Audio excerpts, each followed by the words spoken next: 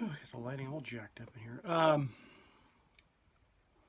haven't done a video like this in a while, but and I'll try to keep it short because I get long-winded on this thing. Um, and I have not. I used to do a lot of reading. I've talked about that here, but I honestly have not finished a book in 9 months. So I haven't even started. I'm still in that stupid John Grisham book. That's a good book, but I just lost all desire to read. I went from reading constantly for about 2 years to zip. And so I just quit. I said, okay, I'm not going to fight it. Take it as a sign. I read the New Testament every morning, though. That's the only thing I'm reading right now. I wasn't doing that before, so I read that every morning. But about 2.5 months ago, year and a half ago, I got a smartphone. Okay, I'm new to that. And when I got it, they threw in the iPad. And so the iPad, this thing sat around for a year. I didn't touch it. I had no use for it. And a friend of mine had been telling me, you got to get Netflix. You got to get Netflix. I'm like, I don't even own the TV, this, that, and whatever. And then I found out I could use this iPad for that. So about 2.5 months ago, I got Netflix. And it's been pretty cool. There's a lot of crap on Netflix. But to be quick about it, I'm going to point out a couple of things that I was really impressed with. A couple of television series. One of them, well, let's start. There was one called Ozark with, what's the guy's name? Jason Bateman. Great story. It had a homosexual scene that was way over the top and totally unnecessary. Because it didn't have any effect on the story or whatever. It was just too much. That's one thing I found about it. I haven't watched stuff in so long. They pushed the homosexual thing way too far, and not just in this one. But Ozark was a pretty interesting. Guy gets caught up with a drug cartel. He's a money launderer, but that was worth seeing. It was an interesting story. Another one that I'd heard of before but never seen it was the Blacklist with James Spader. I'm not finished with it yet. I've watched maybe 4 seasons. I'm a big fan of James Spader, and he is the perfect guy for this Raymond Reddington role that he plays. Just perfect. He's the whole show. It started out kind of, but in the first season, you finish the first season, it's pretty good. But the story gets much better. The writing gets much better third, fourth season like this. So if you stick with it, I think you find out it pays off. A lot of these shows are just cookie cutter templates. Same old, you know who the good guy is, the bad guy is, the same old routine. So you need better characters to sell it. But the Blacklist, as a matter of fact, if I bring it up on here. But I like, James Spader. You see him in there on that thing. I love that guy. He's all about the 80s. Any movie made in the 80s, he was in it. But it's written really well, very entertaining. I am really critical on things like this. Not that I know anything about it, but I do a lot of reading. If I like a book, I chase the author down. I watch his interviews. How did he write? This kind of stuff. So I'm critical when I see a story being told or hear a story. Because if it's just the same old thing, it just kind of pisses me off. It's nice that these ones have some twists and turns, okay? Another one is a good example. The first television series I watched on this thing was the one about the train.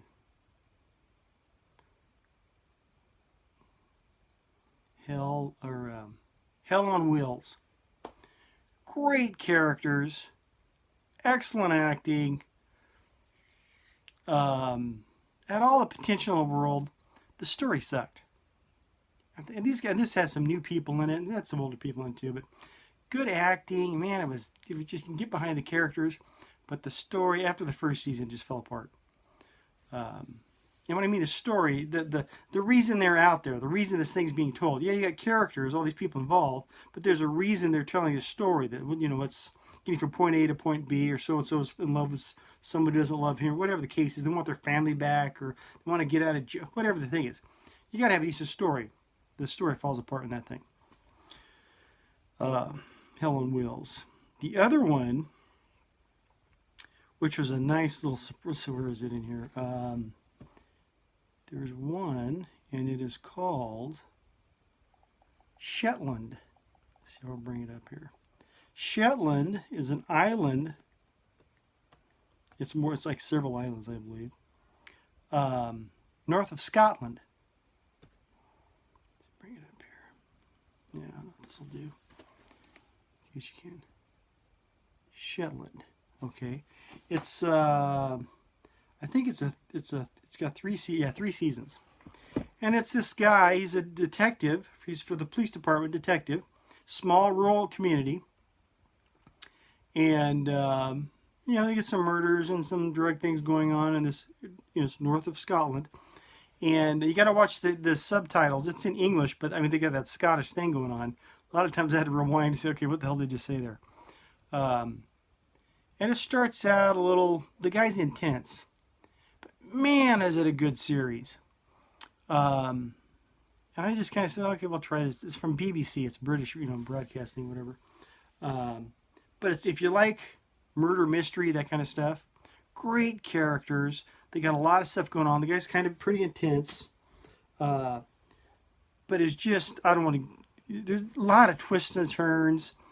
And I don't know if they have guns. They have shotguns, but these people don't carry guns. So there's not a whole lot of shoot-ups, which is good. But it's just really, and the stories are good. There's a lot of mystery to it. You get to the end, you go, wow, I didn't see that coming. But if you get a chance, it was worth every minute. Called Shetland. This is on Netflix. The other thing that blew me away. This is the last one.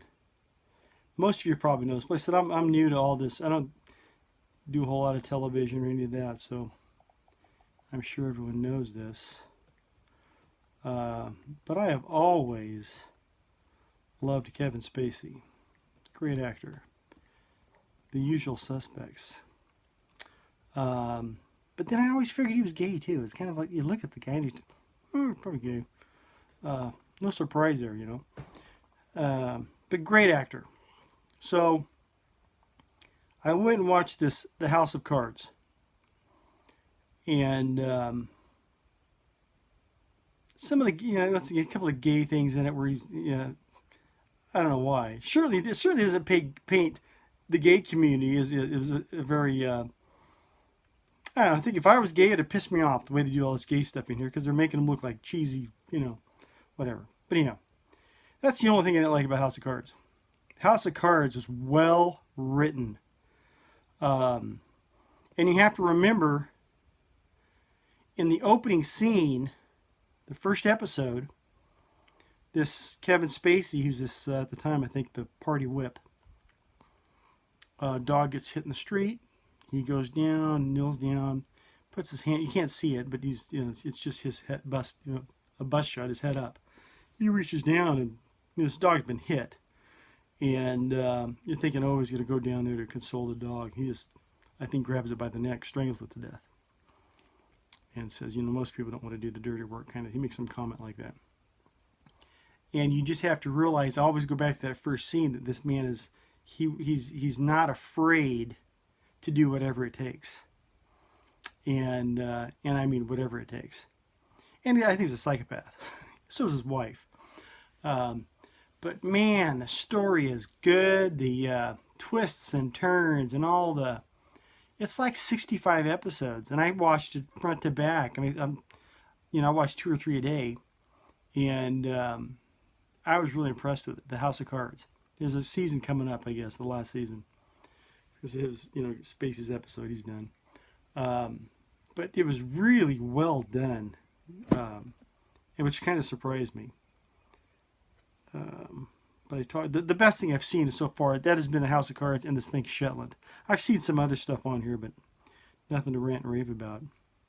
But House of Cards, Shetland, great series. What was it? Blacklist. Ozark was okay. That was pretty good with Jason Bateman. And Blacklist. I'm not done with Blacklist yet. I love James Spader in this thing. It's just awesome.